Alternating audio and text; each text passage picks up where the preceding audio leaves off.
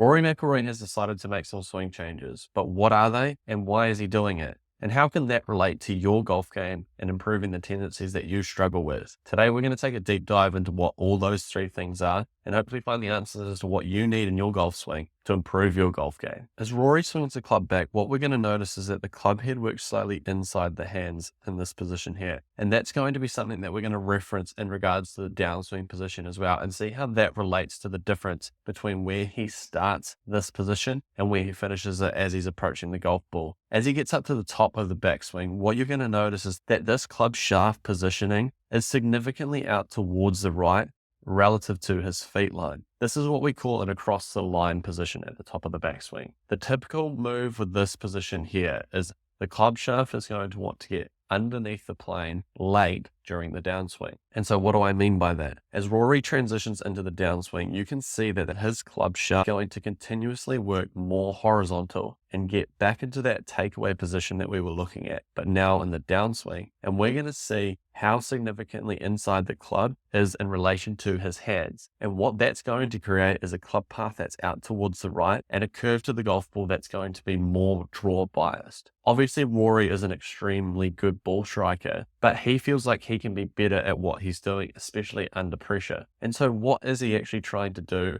to improve this positioning in the downswing? As he gets up to the top of the backswing, he's trying to mitigate some amount of this across the line positioning and get it more pointed towards the target so that as the club shaft transitions in the downswing, it doesn't get so far underneath or inside where the hands are located. And so his ideal position is probably going to be a lot more towards that X there. And the reason being is because when Rory gets into impact, he wants to get his path more straight towards his target line rather than out towards the right, which is where it's currently at under pressure. Now, obviously, everyone has their tendencies into what shot shape they're going to create when they're under pressure. And so you need to determine what tendency you're going to be struggling with or what shots that you struggle with. And in practice, you need to counteract that feeling by doing the opposite. And so Rory in practice, what I would imagine he's trying to do is he's trying to get the club path more out towards the left so that he can hit some fades or not as much of a draw bias as what he currently is, so that his current club path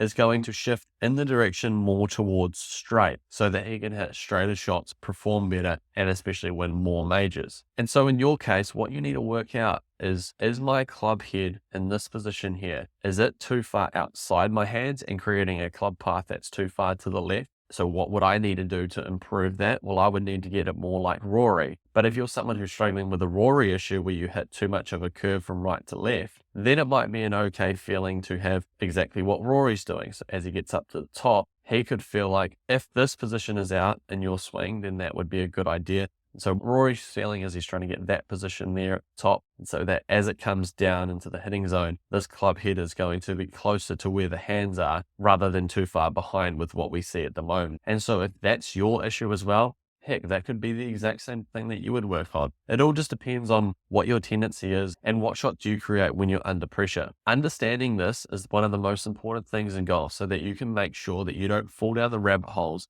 of really struggling with your golf swing. Rory is clearly an unbelievable ball striker, and it's not that his golf swing is bad, it's just he thinks that it can be better. And so by working on this top of the backswing position to get it more steep or more on top of the plane, he's going to be able to find a way to control his golf ball a lot better than what he currently is.